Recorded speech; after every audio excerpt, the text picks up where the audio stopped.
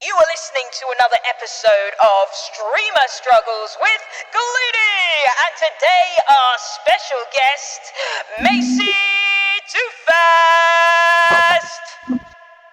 Macy2Fast. Hey Macy, how's it going? Hey Galini, it's going good. This is totally the first Shadow time we're doing this. Hey Shadow. is saying hi. This is legit first time we're doing this. Absolutely, totally.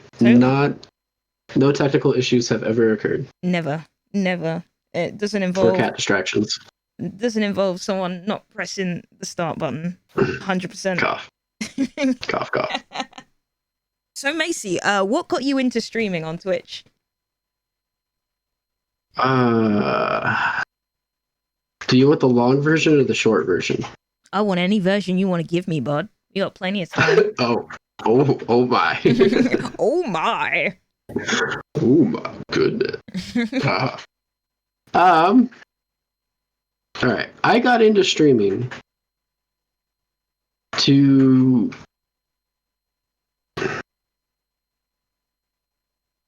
All right, let's back up. We'll back up. We'll go through the whole thing again. So I've known about Twitch for a few years. I know about Twitch for reasons that we won't get into this time for sake of brevity. But essentially, I've known about Twitch for several years, but wasn't really into it. And I got to this point where I went, I want to start a YouTube channel. And I want to start doing these YouTube videos about like how companies came to be, kind of the history of the tech companies as well as the products themselves. So like if we did like a history of Sony, we would also do like a history of PlayStation and like how the history of Sony and the history of PlayStation like played into each other.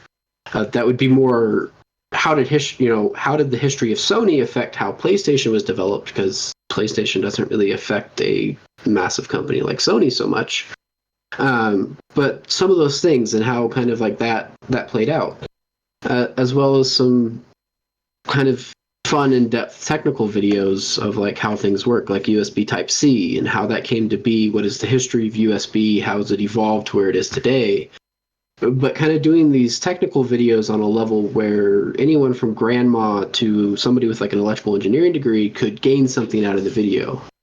The sense of like talking about like how USB-C is a far better insertion rate than any other USB before, how it's, omnidirectional or reversible, not omnidirectional, but reversible, and what are all the data specs that can go over it. So, like the fact that it will supercharge my phone, but also it has a data speed that can be faster than like Ethernet. That's not a true statement, but faster than realistically you would ever. Also not a true statement, give it a year.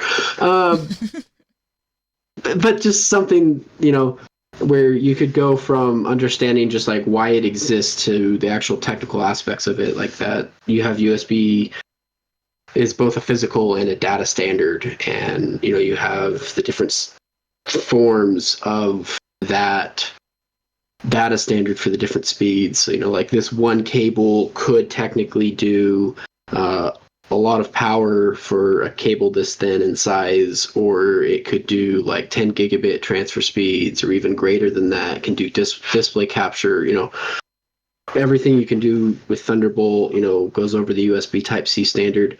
And just kind of explain some of the things, because like it's USB-C is kind of a convoluted thing, because it's like this cable can only charge because it's a charging cable and it's not designed to do anything else. But because of that, it does charging really well, in the sense of it is a durable cable and it can do a large amount of power for doing like the fast charging and such. But I tangent or digress. But so I wanted to create this YouTube channel, and I caught myself basically getting to this point of being stuck trying to create something that was never good enough for myself. And so it never got off the ground. Like, it's been 3 years, there's a YouTube channel, there's a website, and there's not a single video created. Hundreds of dollars invested, but not any videos. Because I was never able to produce something to the quality I wanted. So fast forwarding a little bit to the point where I finally went, enough's enough. I want to do something about this. So I started looking into live streaming because I went, well, if I live stream, then, even if it's just a weekly talk show or something like that, that gets it going, right? It starts the wheel down starts the rock down the hill, if you will. Starts the wheel going. So I did a couple of live streams with a friend, doing like a weekly talk show on YouTube, and got like 4 views. Me, myself, and 2 friends. Didn't really do anything with it. So that kind of died off, and then a couple months later, finally convinced the confused one, my wife, to get into PC gaming, and got her into Destiny 2, and she's very animated while playing Destiny 2, and I'm like, you should stream. And that, over several months of convincing her to try and stream, I took it upon myself to go, all right, I'm going to figure this out for her so that when she finally does it, there can be a leg up. We can help each other kind of get there and whatever else. And so I started streaming to YouTube because I had a YouTube channel, and I went, yeah, I can do that. And found YouTube is a great place to die at the beginning, because YouTube is really great if you already have an audience. YouTube is not good for building an audience. So then I started looking at alternatives. There was Mixer, there was Twitch, there was other things out there, and I already knew about Twitch for several years. So I started looking into it, and I was like, yeah, I think I could do Twitch. Twitch has got a great community. They are really good for helping to develop people, and just somewhat naturally, you can get discovered far easier than YouTube. So I started streaming to Twitch, and around this time, Confused actually started streaming to YouTube because she was more familiar with that platform. So it's actually funny. Confused has a YouTube video with far more views than I ever have had, but minor details, right? So I started streaming to Twitch, and finally got Confused to do it as well. And, so that was about 6-7 months ago, and Confused started actually engaging within the community, and met some people, including yourself, Blaney, and thus vicariously I met people, and the rest is kind of somewhat history in the sense of getting into streaming. So how did I get into streaming? I got into streaming to try and convince my wife to do it. That's the short answer. Love it. I think that was 20 minutes last time. Oh. Well, were you would you go back to making content? Because what you said about not YouTube not being great for discoverability, I'd agree with you that it's not great for discoverability in their live streaming, but their content creation, like YouTube, is a great place to build a community of people that follow and watch your videos. And then you could plug your Twitch channel at the beginning and end. I mean, examples of this, like Harris Heller does it all the time. He does a YouTube video about streaming, or about, he's recently gone into PC builds and stuff like that. And then he'll talk about his channel at the start. Be like, hey, if you want to talk to me, if you have any questions, check out my Twitch channel. Like, he plugs it at the beginning and the end. Would that be something you'd look into or think about doing? Absolutely. Like, my envision right now, so like the reason why I got into streaming was because it was something that didn't take a lot of effort to start. And it really doesn't. I mean, if you are out there and with everything that's going on, you're like, I think I want to try streaming, do it. It doesn't take a lot of effort to start. To get a good production, to get something that looks good, it takes a lot of time and it takes a lot of effort. But to just start, it doesn't take that much. And that's something that's a little bit different than YouTube. Like, you can have a pretty decent live stream with a honestly cheapo webcam off of Amazon, which is how I'm being viewed today, and pretty much any computer that's been created in the past 2 years, especially if it's gaming, can do decent game quality and a stream. That's all it takes. And just do it. And so I started streaming because it was like, all right, this is something that is a low investment in terms of overhead of effort or time to do it, but it can get that ball rolling to where I could get that creative juicing or that drive to start up the YouTube channel that I've been trying to get off the ground and going. Mm-hmm. And so, no, like my hope and goal is to create an awesome community on Twitch. You know, one where someone can come, hang out, have a good time, feel safe, de-stress from the workday or whatever else it might be, and not feel alone. You know, have a space that they feel comfortable in, and hopefully even one that is edifying or uplifting in some way, but also if you have questions, you know, especially about technology, because that's my shtick, I guess. I'm a you know, whenever people ask what I do, I go, I'm an IT professional, because I do computers and IT and servers and all of that. So, you know, that I feel that there is definitely something there I have to offer for most people. And, you know, so that's my hope with Twitch. And I'm hoping that will spur me on to also creating the YouTube channel and the YouTube side. My first donation ever on Twitch was from someone saying, here's some money, go create a video. So I still owe that guy a video, and it's been like 6 months. Apologies. Oh, wow. But Come on, Macy. Get on it. I'm holding you accountable. Do it. Yes. Make that video. So yes, no, my goal 100% is to create a feedback loop within both of those communities. So that, you know, Macy2Fast is the personality, you know, Macy is the personality that exists within my YouTube channel. And that those feed into each other. So if you want, you know, the like pure, just, I guess not really pure. If you want the like fancy light, you know, filtered, well produced, you can go to the YouTube. And if you want like the unfiltered, just raw information, here's the Twitch and maybe some gameplay. That's eventually what I would like to do. You know, and that was one of the things that I was really excited about when I started Table Talk, was kind of transitioning a little bit away from just like the gameplay and getting into that, somewhat of that technical aspect of having that weekly talk show. But really what I was super excited about with Table Talk was just this platform, if you will, of being able to have a roundtable type discussion about topics.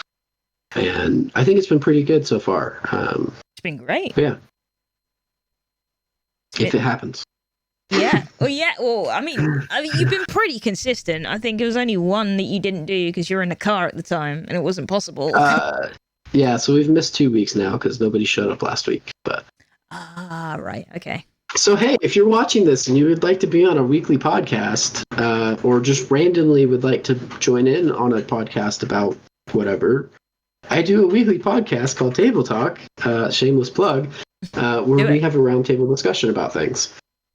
Yeah, it's normally about gaming, tech. Yeah, it's pretty awesome. Not gonna lie. So one of the things I'm trying to do is actually set up like monthly themes. So like for the month of September, I'm doing streaming for reasons. Like for some reason, September is the streaming month. September, yeah. Oh, yeah, that one. Oh. September. You're listening, yeah, it's September. It's you get discounted if you sub to the channel, you get a discount. You could do multiple months as well and get the discount. So yeah, it's pretty awesome actually. Which fun note on that is that it's 30% off to you. Essentially, Twitch is eating 30% of the cost. So whatever the agreed upon rate that streamer gets for that sub, they still get. Nothing's taken away from the streamers. So if you guys have a bunch of streamers you guys really like to support and you have some money, highly recommend leverage the September, have Amazon eat some money, and do those subs. Because yeah, it's a great discount, and I think you can do up to 6 months. Mm-hmm. So if you've got those streamers as well highly that recommend you, it. that you love watching and that you're going to sub to anyway, it might be an idea to get that 6 months in now and get the discount. Yep. For Exactly. sure. What's been really challenging with streaming on Twitch for you? What's been super challenging? Well, so for myself, I have a little bit of a personal struggle in the sense of I'm not very animated. I'm very cool-headed, very calm, and so that can make for some kind of boring streams to watch because it's like, yep, we got gameplay, and oh, I just died. All right, let's start again, and we're going through it, and here's a thing, and another thing happened, and that's about it. So it's not necessarily got that wow factor, entertainment factor, in the sense of like, oh dang, that guy just broke a keyboard, kind of whatever. Because I'm very calm-headed, very very cool, level-headed, and it's a gift and a curse. It's a gift in times of stress, like in theater when something hits the fan. I think that's really where I cultivated it. I was the technical guy for theaters, so somebody's microphone cut out in the middle of a solo. Oh dear. Hit that button and it's fixed, and hopefully you did it fast enough that nobody noticed it. So, keeping a really calm head through situations. I still remember a time where we were in the middle of a Into the Woods musical, and we have spotlights for it. And I was a spotlight operator for this particular night, and fortunately, the spotlight broke right as somebody was like about to leave. So it wasn't that big of a deal, but we needed 2 spotlights. So the bulb broke in the spotlight. Mm-hmm. And so it's like in the middle of the play or musical, I am going up into the attic of the theater, grabbing a bulb and replacing it in the projector, in the spotlight, all before it's needed in like 5 minutes. Oh, wow. so it's really beneficial to have a calm head in that situation, and you're not freaking out climbing up a ladder or something to get a bulb, or working with bulbs you can't touch with your oils of your hand or they'll break because they're so hot. So it's a gift, it's a gift in those situations, but it's also a curse because it's like if you get me like the perfect Christmas gift ever, I'll just be like, yay. So there's definitely a little bit of a gift and a curse kind of give and take there on that one. So for me, that's been a struggle with streaming. But I think the other struggle is once you get past, like, to me, there's like 3 stages of streaming. There's the just doing it part, where you hit the button, you go live, you just start. And I say the just starting is getting to affiliate. And then to me, there's the second stage of going from affiliate to getting like the halfway point between partner and affiliate. You're averaging like 30, 50 viewers.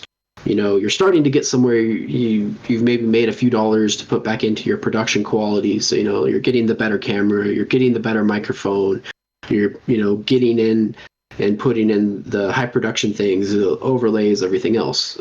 And so I think for me is right now, my struggle is finding the balance between having, because I still work, 40 plus hours a week. So finding the balance between that and basically the part-time job now of streaming and still having a life that isn't one of those 2 things, but also putting enough time into streaming to get it to where I can get to that point of start progressing past affiliate. Mm-hmm. So for me, I think that's that struggle and identifying that niche. I think I think there's several things that occur as you're like getting past that affiliate marker and into like that halfway to partner. And I think that part of that is identifying who you are as a streamer and what you're going to be streaming and how you're going to do that. I mean, I think that was one of the really, really cool things from from a little bit ago, one of your other guests, Casual Knowledge, when he was on the podcast, and kind of how his story of going from Twitch to Mixer and back, and kind of the massive difference when he came back to Twitch. Oh, and it wasn't a change in production. You're talking about Mingo Boys. Sorry, yeah. Mingo Boys, yeah. Man, that's terrible of me. I feel bad. Oh, that's fine. Casual also talked about it though, but specifically Mingo Boys. How coming back, he had changed his mindset about streaming, and I think that's something that happens. I mean, and Casual talked about that too. How, he identified who he wanted to be as a streamer. Yeah. And I think that's kind of where I'm at now is struggling with, all right, how do we want to go about this? Because just playing games ain't going to get you anywhere, and everybody always says there's the grind to streaming, and it's like, yeah, but if your grind is just sitting there playing a game for 12 hours hoping someone's going to watch, you're doing it wrong. And so kind of identifying what that should look like for me personally, because that's the thing is streaming's a very personal thing, especially for it to be successful. Yeah. It is, and you have to share a lot of yourself as well. I agree with that, 100%. Yeah. Also, Mingo Boys kind of touched on it as well about him discovering who he is as a streamer, but some of the other things that I'm kind of grappling with as well, and I know this because me and Mingo are on the same Stream Academy course, is you need to identify as well who you want your audience to be. Who are they? And be like really specific about that. Be really specific about who what the community is that you want and who your audience archetype is. Because once you know that, the conversion goes up because you know that person. You know what they need, what they're getting from your stream and what they need, and you can provide a service for them. Because at the end of the day, I mean, yes, people like to be entertained, but there you're providing value for them. You're providing a service. If they need education and knowledge, you're providing a value for them and service. So people that come to Twitch now, I mean, gone are the days you can just turn on a stream and play a video game, even though people are getting value that way. But, it's so saturated now. You've kind of got to go above and beyond and discover what that is for yourself, I guess.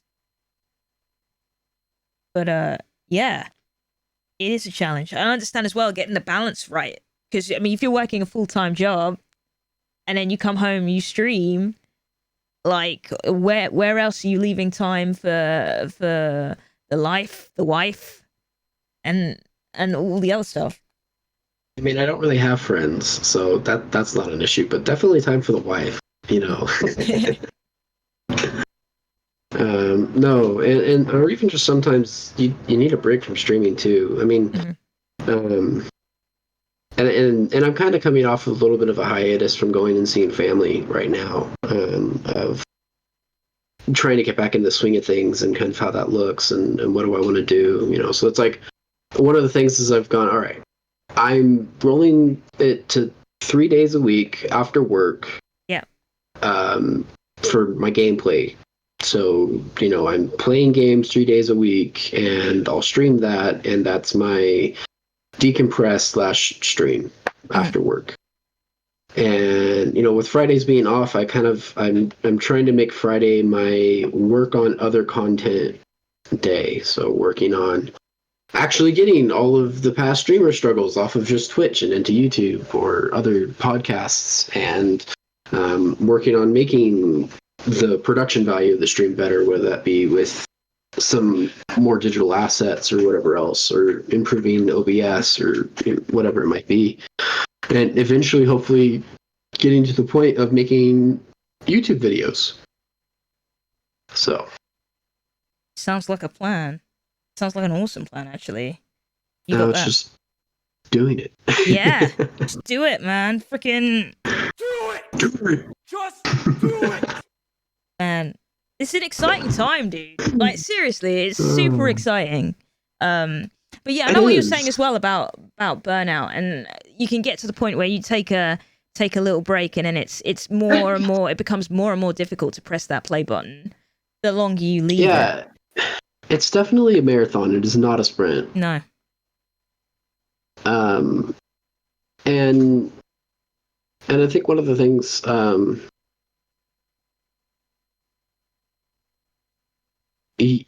you also need to be comfortable with the fact that you may never make it. Like for some, it might be a matter of weeks, could be a matter of months, could be a matter of years, and for some, it just may never happen. And I think you have to be okay with that, because the one thing I don't want to see is, I don't want to see someone go, I'm gonna get into streaming, and this is gonna be the next best thing, and then nothing happens, and they take that personally, and they think that that's a failure of themselves, and they put themselves down into this rut. And that's one of the things I'm hoping to try and accomplish with the community that I hope to make with streaming, is making that safe community, that area where someone can come and feel like they belong. And because I think the biggest travesty that we have in modern day life is, with how connected we are, we still have so many people, and this is across the board. This isn't a British issue. This isn't a American issue. This is a worldwide issue of people feeling, or people even being able to get to the point in the mental state of feeling alone and isolated, that they can just drift off into nothing and no one would notice. Because it's like, we make an impact every day. We probably never notice it, but you interact with at least one other person every day, and that has an effect on people. And just the fact that we have as much, no matter what the demographic is, the fact that we have as much self-harm and suicide that we have nowadays, I find it to be a travesty and sad. And I hope to help be a change in that for good, especially right now. I mean, for us in the States and in Northern America, or North America, today's the anniversary of 9/11.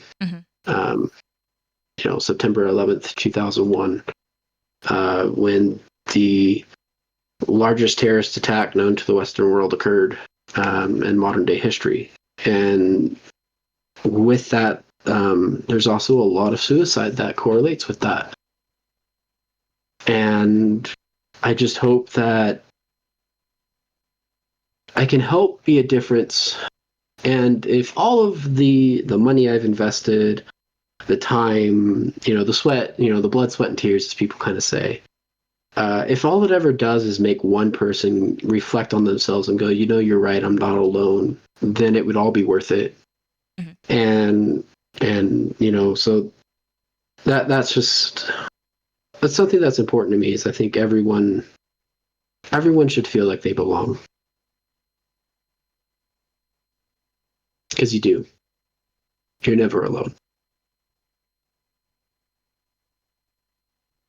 Nice. So, what are kind of, you've touched on it a little bit, but what are kind of your goals for the future? Where do you see yourself in 5 years? Like, where do you see, like, what are your plans for the future? I mean, you kind of touched on a bit with the YouTube channel, but like, if you're going to do a 5-year action plan from here, where do you see yourself? In 5 years, so by 2025, so let's say December 2025, I would love to see me at a point where Twitch and YouTube make enough income for me to not need a day job. There's a couple of reasons for that. One is I want to be able to be a father that's at home, and Confused is expecting, or we're expecting. I'm still coming to grips with that, I think. You're gonna be a dad. It's wild. I'm gonna be a dad. It's weird. So I would love to be able to be the dad that's available. I want to be able to be the parent that is enabling for my kid, in the sense of, if they want to go do something, they can. That there isn't a issue of we can't afford that. I don't have time. I can't get off of work. There's none of that. That I can be enabling for my kids to pursue whatever they want. Whether that's they want to go do sports, whether that's if they want to go do, I want to be an astronaut. Okay.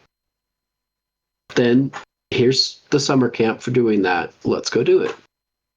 This is what you need to know, and giving whatever opportunities it might be, that's one of the things that I hope to be able to do. And so I hope that I can make YouTube and Twitch part of that. The other thing is I have this funny little, it's not really a dream as much as like kind of a business aspiration.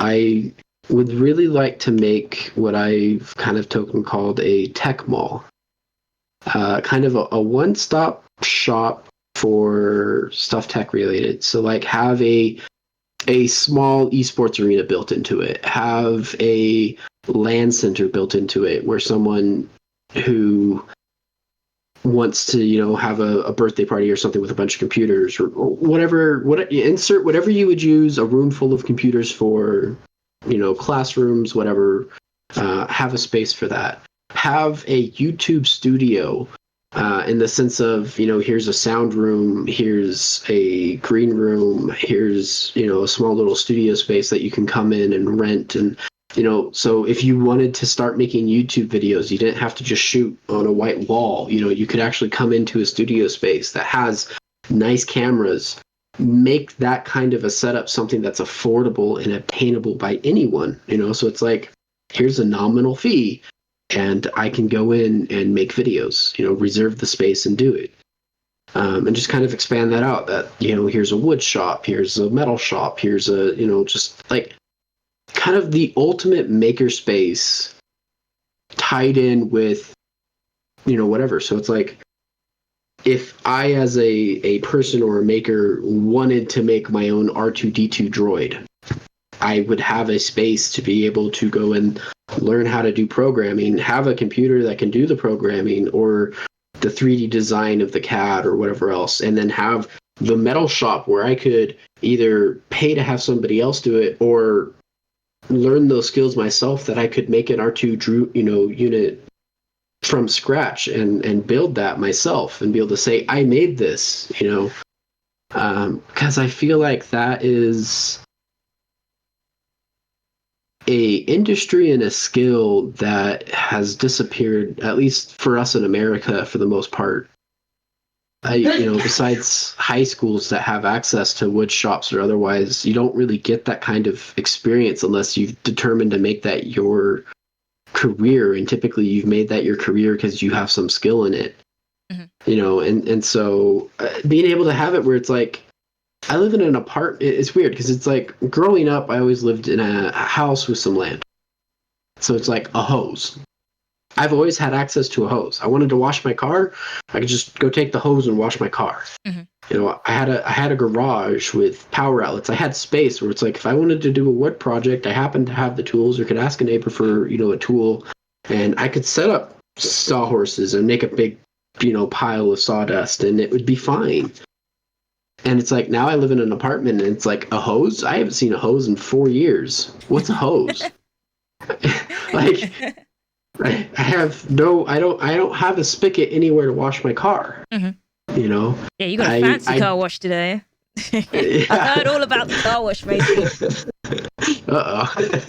We went and got the car dirty, so, we had to get it cleaned.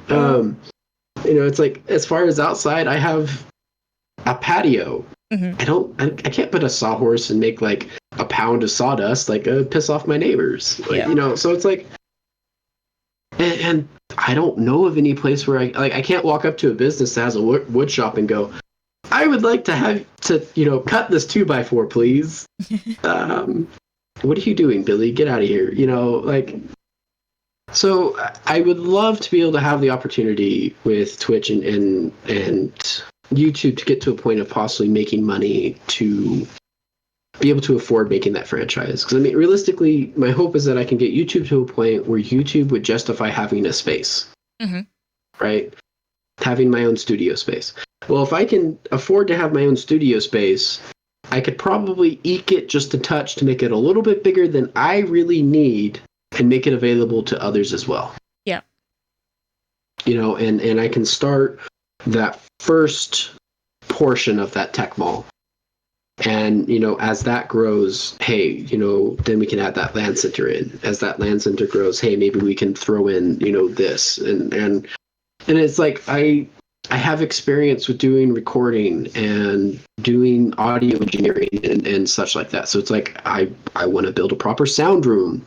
And then, you know, bands could come in and do their own recording. And then it's like, oh, you know, we want to make our own music video. Great. We have a studio for that. Go for it. You know, and just, I guess, realistically democratize the things that people leverage and use on a day-to-day, like what we experience on a day-to-day basis. Most people experience music through YouTube. So let's democratize making a YouTube video and recording a professional audio so anyone can do it. You know, that's what I want to do. I guess there. I have been struggling with this idea for several months, and I finally have a one-sentence statement. I want to democratize what we experience on an everyday basis. I love it. It sounds exciting, man. No, like the legit, like a space for people to do YouTube videos in and stuff, or like it'd be your studio space, but you expand it so people can come in and like have the opportunity to make high-end videos that like aren't in their house is really cool. And the idea of like a workshop as well. These are some great ideas, Macy. It looks like you've got some cool and unique ideas for the future, bud. So yeah, the hard part is just getting off the butt and doing it, and finding the money for it. That's the hard part. I mean, it's a 5-year plan. It's not a 5-day plan. So you know, you got some time. Exactly. Bud. You got some time to make it happen. So, do you want to shout out your channel real quick, all the things and the stuff? So, so you can catch me on twitch.tv/Macy2Fast. There is a YouTube channel as well for my gaming, which is Macy2Fast Gaming. If you feel so inclined of subscribing to a empty YouTube channel, there is also my Tangent Tech. But it's going to be full of stuff. It's going to be so full of stuff, right? Eventually, hey, you know, if you're watching this in 2 years, go subscribe to Tangent Tech because there will be some awesome content there. Yeah, there we go. Not 2 years, 2 weeks, chat. It's 2 weeks. It's 2 weeks. There's gonna be a video, just one. You promised the guy that donated. No, I feel so bad. you need to make that video, just one. Go get it. But yeah, so I do weekly streams on Twitch, playing through some Star Wars Knights of the Old Republic, and right now I just started doing Frostpunk, so we'll be doing some Frostpunk during winter here, because it snowed where I live. So with it snowing, I figured it was time to pull out Frostpunk. So we'll be doing some Frostpunk and who knows whatever else. And you can also catch me on Twitter at Macy2Fast. And you should also, you know, check out Gleanie because she's awesome. Love it. I'm assuming you already have though, so you know. Yeah, man. They're deep into my content if they listen to this. Also, thank you for listening if you're listening on the podcast or on YouTube. But, you know, Macy's also got an awesome podcast himself called The Fast Table, where they ironically talk about things very slowly, which is on Saturdays. Is Saturday? What time is it on Saturdays on your Twitch streams? So 10:30 a.m. Mountain Time on Saturdays, and it's live at twitch.tv/Macy2Fast, and we'll also be going up on YouTube when I get to it, and maybe other podcast places. So maybe I can convince. I apparently need water. Convince Gleanie to let me know how to put it on iTunes or something like that. Oh yeah, man, I'll hook you up, no problem. We're gonna have that conversation also right have a now. Discord too. So and happy to help out with anything tech related, any technical questions or whatever else. Yeah, thanks for having me on the show, Gleamy. No, thank you, bud. It's been great.